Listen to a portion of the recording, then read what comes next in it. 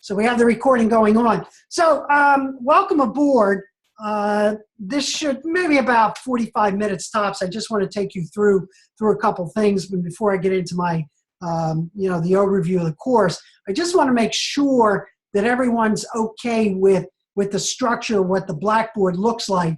And what you see there is every Sunday morning, I do a voice announcement going over the week's work. So you'll get that every Sunday morning from me, plus also the weather report in New Holland, or if I'm in Cape May, New Jersey, Cape May, New Jersey. So get used to it. So then you can get it, as I said, if it's working in your browser, if you just click on it, what happens is, it just goes here, and then it should go like this, and away it goes. Maybe. Yeah, well, you're going to get feedback on this, so I'm not going to do it. But that. Good morning to all of you. So there we go. So you should be able to get it. Now, I'm using Safari because I'm in a Mac environment. I never know if it's PC environment or it should work on Firefox with no problem either. But that's normally how you're going to get information from me. But if you cannot access it, just send me the email and then I send you the file directly. So that's a normal process. Also, when you go into week one, which obviously you've been into, if you notice down on the bottom, the reflective conversations, hopefully if you did go up into course information, I did post your reflective conversation teams so you can download the teams that you're in. So that is in the course information under reflective conversation and project teams. So that's going to be your working group for the quarter. Now, what will happen is, so let me go back into week 10. Basically, those reflective conversations then generally will work around some comments that I make in the voice announcement, or what the essential questions are, talking about that. So it's up to you to determine how you want your team to meet, what vehicle you have. But if you do want to use Collaborate, so if you go into the course tools, what you'll see is the Blackboard Collaborate. And if you click on Collaborate, you will see that I created all your teams. So if you go into a team, you'll be able to interact, and all of you are moderators, so you can work in that environment if you want, or Google Hangout or whatever you want to use. So that's up to you guys to use whatever media where you can meet, either GoToMeeting or Zoom or whatever you have. But I also put this together in Blackboard Collaborate so that you have that available for you also if your team wants to meet there. Now again, these teams are for you. It's where the discussions take place. I don't have you writing things out. At times, if you want me to join you, I can join. But basically, it's the place where you develop conversation. And if you have me for the next 3 quarters, one of the things that I will have you working constantly in is in teams. Because I think learning is a collaborative process, and as an emerging leadership skill in the future, the ability to work in collaborative teams becomes extremely important. So I've set this up for you. Again, you go into the tools section and you will see the Blackboard Collaborate, and then you can also use the email in here if you want to use, etc. So there's a lot of tools there that are available for you. So that's, any questions about the structure right now? Everyone pretty clear on that? And I think a lot of you took that introductory course. So if you do have any problems with this at any time, feel free to email me, etc. Okay? So that's the Blackboard. And now what I want to do is go into screen share, go into here. And now what I'm going to do is basically take you through an overview of the course so you have a sense of what this is. And then if you have any questions afterwards, you'll be able to, ask me questions or whatever. So again, this is your introductory course to educational leadership and change. It is one of the core courses, and you'll see that in a couple minutes, what I mean by a core course. So a little bit about who I am, just so you know. That's me a long, long time ago. I grew up in Trenton, New Jersey. That's why I have Trenton makes, the world takes. So here I am, folks. And I think this is what I look like now, so you can determine that based upon the Zoom picture. So what I've done as an educator, I taught in the Pittsburgh Catholic school systems. That was my first foray into teaching. But then I went to the Reynolds School District, which was up in Mercer County, up above Pittsburgh, about an hour, 15 minutes northeast. I was director of counseling and also became the director of curriculum. Then I went to Elanco, which is in Eastern Lancaster County School District in Lancaster County. I was the assistant superintendent there. Then I went to Norristown.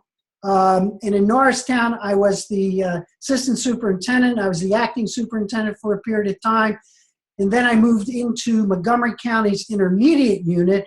And there I served as the director of curriculum for the IU. And during that time, I went on leave to the governor's office of technology in the late 90s. I don't know if any of you ever remember or heard of a project called Link to Learn.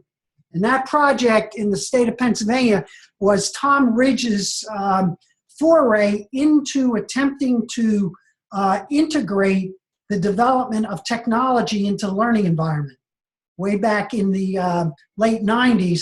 And my role there was kind of a unique one. I was the project manager for Shared Vision. And I went around the state getting school districts, businesses, and communities working together on trying to figure out what they were going to do with this thing called the internet. Because at that time, the state of Pennsylvania was looking at this idea of Build Penn, which was the Pennsylvania Educational Network, trying to get schools and businesses to create the infrastructure to allow school districts to develop the integration of technology into their school districts.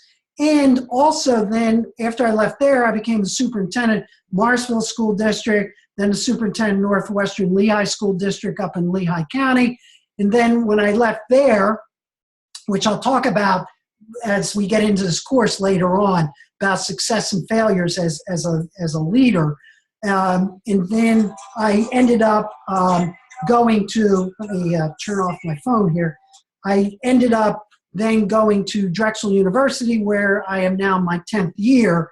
And myself and Dr. Ed Bureau basically were the primary designers of this program, the EDD program. So I've had a lot of experience with that. And as I always tell people, and I always use my high school graduation, that I graduated second in my high school class. And then most people said, oh, good, you really did well in school, and what is that, salutatorian or whatever it is. And I always tell them, no, I graduated second from the bottom in my high school class. And I also, now this is really going to build up your confidence about me, and I also flunked out of college twice. So I just want to be transparent as I can. But what's interesting about that and why I stayed in education is that it had nothing to do with my ability to learn. It had to do with the structure of schools just could not accommodate a kid like me.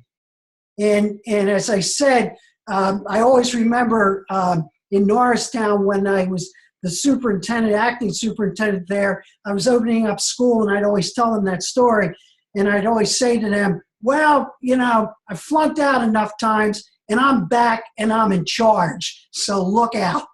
And my whole purpose of dealing with education is trying to restructure schools, trying to get schools to begin to think about the ability to deal with all types of kids and to redesign the nice dog. I like the dog.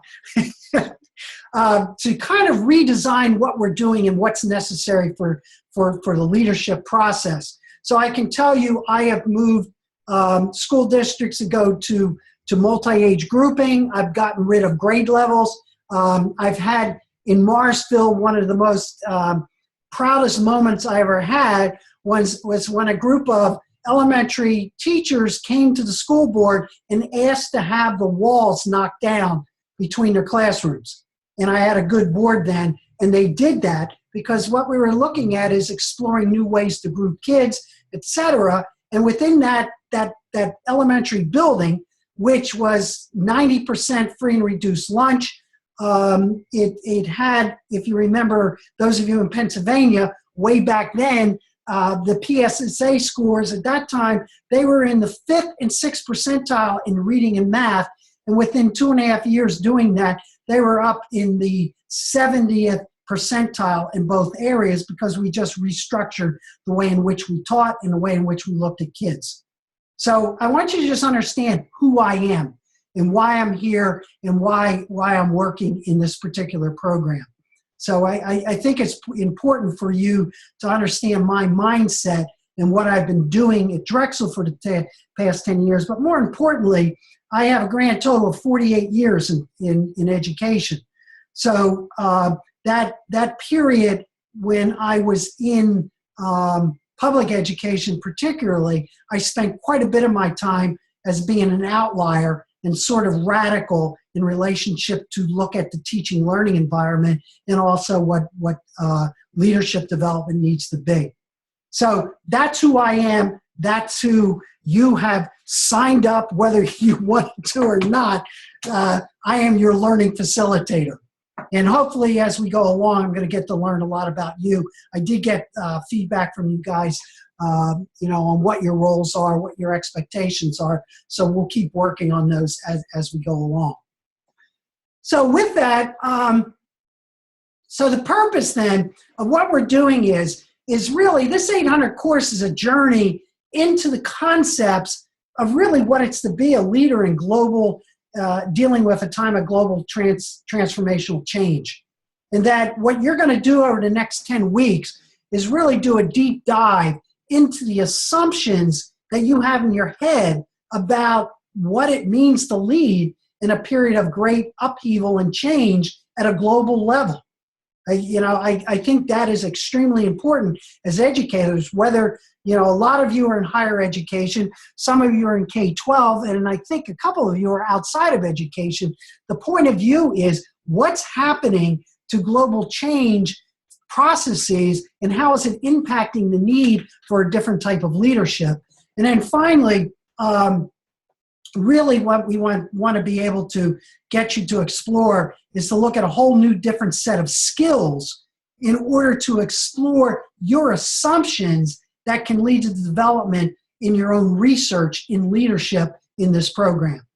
So these are the purposes that underlie this particular program. And also, hopefully you saw you were able to download a PDF of these slides. So if you want them and look at them, you'll have this information.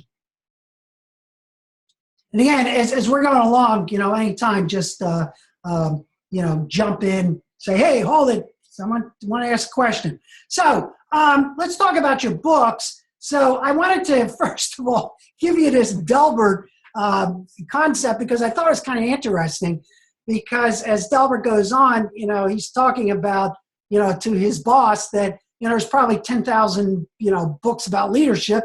Each one has a different approach. And as he says there, there's millions of real leaders, no two are alike. And, as you go along in those frames, you will see, he says, yet this one author has found a magic formula to transform you from a gullible baboon into a great leader. And then that makes sense because all great leaders throughout history achieve success by reading a random book. So I just think it's kind of interesting when you begin to look at the books we're looking at. And if you'll notice, I do not have any textbooks. We have all trade books. So let's look at these great books that are going to make you fantastic leaders. So the first two come out of the work of Peter Senge. Peter's a friend of mine. I've developed a good relationship with him. He's at MIT over, I guess, since really 1995. But this book's an interesting one, and it's one, as you look at it, you might ask the question, why in the world are we reading a book about the economy, sustainability, and ecology? What the heck does that have to do with the development of leadership in education? Well, what I'm going to tell you is why this is very important is that educators, we need to broaden our perspective about the world, what's going on, because we need to create environments that are going to look at the world in which our kids are moving into so that there's a possibility that we create a sustainable future for them. So this book, as people have gotten into it, and I've used this book for the last 5 years when it first came out, and generally once people get into it, they begin to understand what's going on, because what it does is it gets you to begin to understand what sustainability is about, both from an ecological and an economic point of view, and then really gets you to begin to think about, okay, if this is true in the type of world in which we're moving into, what do we need to think about in relationship to our schools, whether they be K-12 environment, whether they be higher educational environment, or if they are in an environment, because I know one of you work in the healthcare industry, what does that mean in relationship to dealing with a sustainable world around health? So that book is a very important one that we've found. And then the other one is this practice of adaptive leadership. And this is a good field book because what it has is it's the Heifetz and Linsky and Kreschel, really a lot of practical applications on dealing with understanding adaptive change and adaptive leadership, and looking at understanding the difference between what it means to be a manager in an organization versus a leader within an organization. So that's the first two. And then Turning Learning Right Side Up, Russell Akoff, who passed away a couple years ago. Really an interesting book looking at systems thinking from the point of view of how we need to change learning from pre-kindergarten all the way through adult learning.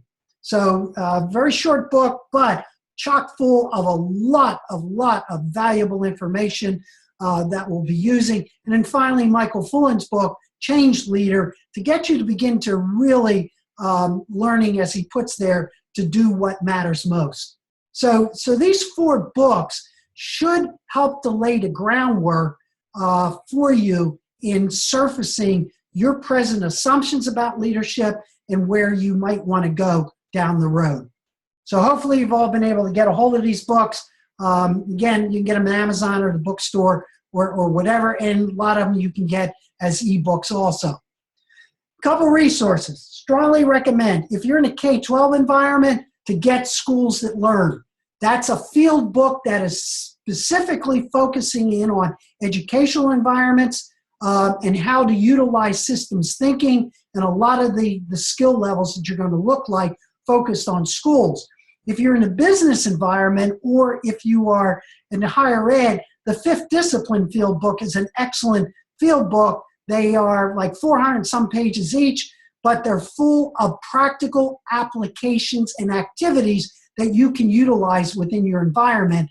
And the one that I'd recommend for all of you is that center one, the Dance of Change, because that has many activities on how to create change processes within your organization. And again, all of these come out of the work of Peter Senge, his group up at MIT. Very powerful books. The other 2 that I have here is Robert Fritz's book, The Path of Least Resistance. That was written, I believe, in 1999, but it is just full of great activities and ideas about how to understand creative tension and how to move an organization to reach its vision. And then the Heifetz book that led to the one that you guys are getting is Leadership on the Line. And as it states, the subtitle, Staying Alive Through the Dangers of Leading. Very good book. A lot of the things that are in that book you will find in that adaptive leadership book, but I thought these would be some good resources for you. So that's the lineup of the Delbert book selection for you guys to make you great leaders. So hopefully you've been able to get the books and there's been no problems there. Now, any comments, questions so far? As I am rambling along here. Anyone have anything? If not, just blurt out something, say, hey, wait, I've got a question. If not, I'll just keep moving on. So I'm going to show you what's the sequence of the core courses in leadership that you're going to get this quarter, next quarter, and the third quarter. So you have a sense of the flow of what this is about. So what you're going to be looking at really in 800 is learning about systems thinking and change. And the model, and we'll go through this briefly tonight, is the use of the iceberg and understanding the iceberg from the point of view of giving you a framework for beginning to think about what's going on presently within your organization, but also beginning to give you a set of tools that will help you to begin to think about creating the possibilities for change to take place in an organization. So that will be your first foray into the EDUC 800, plus the other courses you're taking now, which then next quarter, what you're going to move into then is EDUC 845, and there you're going to study the work of Otto Scharmer, and you're looking at this concept of theory U, which is a very interesting one because what it does is it basically teaches you how to create generative conversations within an organization in order to let go the habitual habits that we have within an organization in order to let come possibilities for new future within your organization. So as you go down the U, you're going to learn a lot about conversation, what conversation is about. And as you go up the U, you're going to learn a lot about how do you begin to develop prototypes for possibilities of new leadership models, new organizational structures. And the important thing that you're going to work from is this concept of what an open mind is, an open heart is, and an open will. And you will see how this integrates back into this concept of the iceberg. So that's going to be your next quarter. And then finally, the third quarter, what you're going to run into is a course that is called EDUC or 801, which is Creativity and Design Thinking. There you're going to spend 10 weeks in a design studio, taking what you've learned in 800, 845, 804, and 802, and you're going to work in a design team building a new learning environment for the future. So that course there, as you learn about what creativity is, what creative problem solving is about, you're going to really begin to explore what the possibilities are within your team of creating a new learning environment. So I wanted to, before we just dive into 800, I wanted you to get a sense of the context of what the core courses are in this EDD program, and also what we will do as we go into each one of these, show the connection to each one of these models, like the iceberg and theory U and design thinking, as a way to think about your upcoming research as you move into the second and third year, obviously, of this program. So that's kind of the overview of the sequence of events, the leadership core courses. We just wanted to make sure that you had a sense of what they are.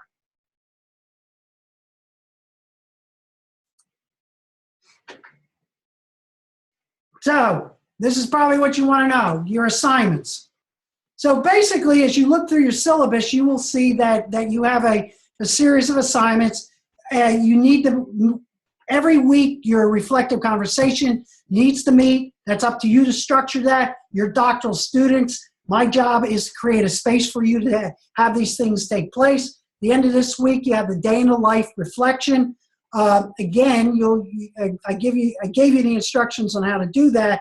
And then in week 4, you're going to put together a concept of what your emerging theory of change is about based upon some of the readings that you're doing. And I'll give you more insight into these. And you'll notice that a lot of times I'm not looking right now for academic writing, and you do have choices of presentation. You can do them in paper format, you can do them in VoiceThread, you can do them as audio files, etc. Because I want you to be able to learn how to express ideas, particularly around these core concepts, in different modalities, so that you are able to demonstrate your ability to express ideas. You are going to get a lot of writing in this program, but in the beginning, when you're working with me, I'm more concerned about your thinking processes in the way in which you operate as a group in order to express ideas than in strict academic writing, of which you'll thank me, because you will be getting some courses that you will feel overwhelmed with the amount of writing you're going to have to do. So I try to get you really to focus on content here as opposed to worrying about the structure of writing at this particular point. The iceberg exercise, you will see, you'll have an idea what that is, because over the first 4 weeks, we're going to spend a lot of time into understanding what this iceberg is. You will have a short academic paper for me, so at least I do get a sense of your academic writing, so I can give you feedback on how I'm seeing where it is at this particular point, and then you'll have a team project.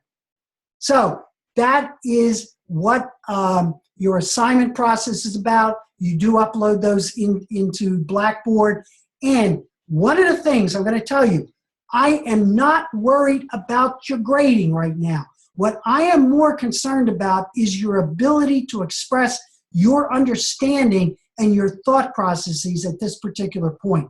That, to me, is the most critical component of being in this doctoral program. So that's what it is. The grading scale you see down there is what the university uses. So hopefully that's fairly self-explanatory as you look at this. And I will explain what these different activities are. Hopefully the syllabus was straight out so you know what to do in the day in the life from a leadership point of view. And I will make sure that any time you have any questions about assignments, either give me a call or email me or text me, related to any of your questions. All right, so that's the assignments. One thing I do want to talk about, reflective conversation team. So again, that's where you're going to interact and you're going to develop your sense of what it is to work in a team. So I looked at what those of you who sent me stuff about who you are, what your roles are. I organized you into those teams. Obviously, I don't know you well enough at this particular point, so I worked off of the material you've given me. If I didn't get that material, I still had to put these teams together. So hopefully that's your team for 10 weeks, and you'll be interacting with each other. But again, as I said, it's designed to help you to develop an understanding of collaborative learning. That is extremely important to me, your ability to work as a learning team, and it will help you greatly as you move through this process of working towards your dissertation. So I just want to make sure you understand what those reflective teams are. You can schedule them any way you want, anytime. The person can take responsibility within the team to be the leader of the team.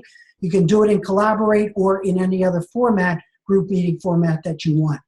The main thing is, I will probably ask from you at the end of the 5th week for a short audio file of what you're learning from that experience of working in a team. So I'll let you know that, and you'll email me those. You will not upload those into Blackboard. Okay? So let me, I'm going to give you just a quick overview so you get a sense of what this systems thinking stuff is about. Again, I'm going to go through this briefly, but we will go into these in much more detail as we go through this course. So to really understand the context for the future, there's three guiding ideas. Then this comes out of the work of Sengi and his groups and a lot of the other research that's out there. So number one is you need to begin to think about that there's no viable path forward for doing anything about the future unless we think about the needs of future generations. We got to think about that. We need to think about what are we doing right now? So looking at a school district or a university, how are we designed in order to take into account the future needs of those generations? Particularly those of you who are working in higher education, given the fact that there is a lot of concern about return on investment. There is a lot of concern about the fact that a lot of the knowledge bases that are there will not be there in 5 or 6 years, and whether or not we're preparing people appropriately for the world in which they're moving into. So that's going to become a very, very important structural question that we're going to need. But more importantly is we need to think about what do our structures do and what do they say about the needs of future generations. The second point is that institutions do matter, because as human beings, that's how we organize.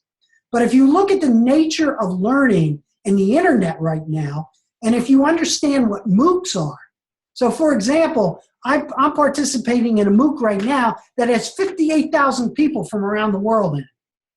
And what's so interesting about it is that those MOOCs are not just spewing out information, they are forming learning teams in China, in Africa, in the United States. They're forming hubs. They're forming all types of self-organizing groups around the organization of a MOOC, which is focused on the ideas that come out of the work of Otto Scharmer and Theory U.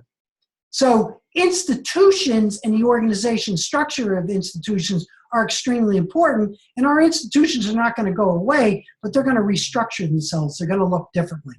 So that to me is a very important one. And then finally, all real change is grounded in new ways of thinking and perceiving. That is extremely important. So over the next 10 weeks, I'm going to try to stretch your assumptions, your present assumptions about how you think about the world and how you think about leadership, and are they solid in relationship particularly to the emerging world in which we are beginning to experience and look at, and the different types of changes brought on by technology, brought on by different types of social interactions, etc. So these are three guiding principles that I think are going to be important for you to grab onto, and you will see these, particularly these three, in the Necessary Revolution. So let me just show you quickly about what the iceberg is and what it's all about. So the first part of the iceberg that you deal with is this thing called the event level. And so really, that's all the stuff that you deal with. So you think about your day today. What happened in your organization today? So the question as you look at that is, okay, what's happening around here? Why is this, what's going on? If you're a classroom teacher, why are the kids acting the way they are? If you're in a university, why is the dean, having us do this? What's going on? What's the daily routines? The problem is if you only function at that level, and that's the only way you think about reacting to day-to-day events, that really what happens is you will become drowning in those events to the point that you lose all sight of what the organization is attempting to do.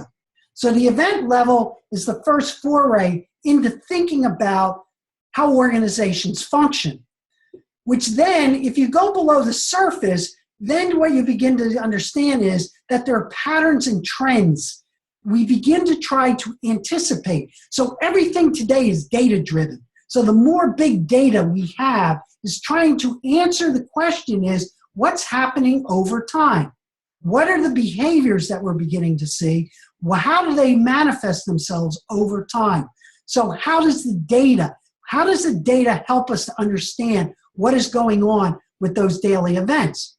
So that's good if you get to that level, but then the old adage that there's paralysis through analysis. that if you only get stuck there, all you're going to do is just look at data. So have you ever been in an organization where a person says to you, well, I'm not sure if we should try this. We need to collect more data on it.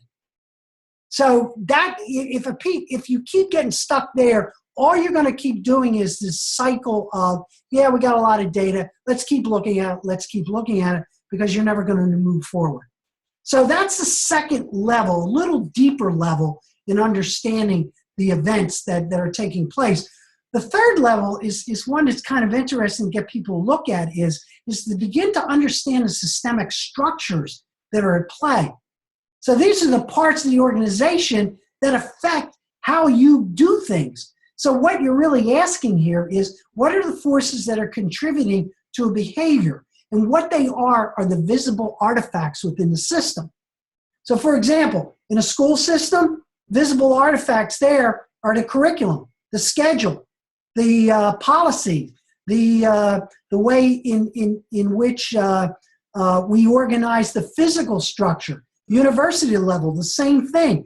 If you're working in a business world, what are those visible structures? They're your policies, they're your daily activities of how things are organized. The physical structure has a lot to do with the way in which you can carry out activities. So for example, my example of those teachers in that elementary building, what we did was we literally changed the physical structure in order to allow for the emergence of different patterns of work to emerge, different groupings of people.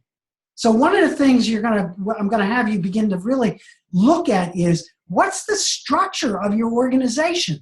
What are those artifacts that affect you? Do you have contracts that define your system of work? And how does that affect the way in which you think? Because then the real deep level that we look at is finally this thing called mental models. And basically what mental models are, that's all that stuff that we carry around in our heads. So right now, some of you are saying, what the heck's he talking about? What is this stuff? I'm not really sure. This is interesting. I'm not sure what it is. So it's that little voice inside of our head that's constantly talking to us about how we view the world, what we believe, what we think about ourselves, what we think about other people, the institution, etc. Now, what's important about mental models is that they transform. What they do is, what about the thinking that allows things to happen within my organization? And what that leads to then is, what are the assumptions that our organization has? And also, what's the habitual habits of action that take place on a daily level? Because people do a lot of things in organizations, and you ask them why, I don't know, because we always do it that way. That's a habitual habit of action. So one of the things I always ask people, I said, who invented grade level? Where did grade levelness come from? Who's the person who put that together? What's the underlying assumptions to grade levelness? Well, if you go back to the 19th century, you'll know what it is, because it comes out of scientific management theory, and eventually in the early 20th century is Frederick Taylor's work on how do you organize a shop. So these are the things that we're going to be looking at this quarter to help you to begin to really explore what your mental models are, but also to begin to look at how your organizations are structured, and because of those structures, what type of events are they caused? And then as a leader, particularly when you look at Heifetz and Linsky and looking at the understanding what adaptive and a technical types of activities within an organization are all about. So that's kind of my real quick overview to give you a sense of what that iceberg is. Don't worry about it right now. We will go into detail and look at it in much more depth and see how it interacts and have you interact with it a lot more.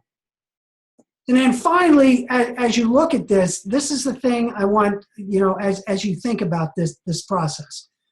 As you look at these, what I'm giving you this for and why we have you look at this is it really gives you a framework for leveraging to deal with the complexity in your organization. It's a good metaphor for thinking about it, because the question then you really want to begin to ask yourself is, how would the use of this create the generation of meaningful conversation right now within the organization in which you're working in to deal with the complexity of the issues that you're facing either long-term or short-term in your organization. So that's kind of the introduction into this process of what systemic thinking is about. You're going to see a lot of videos as you get into this course of people talking about this, helping you to understand it at a deeper level, and you are going to work with this. So let me ask, any just general comments or questions right now about this? What mental models do you have in your head?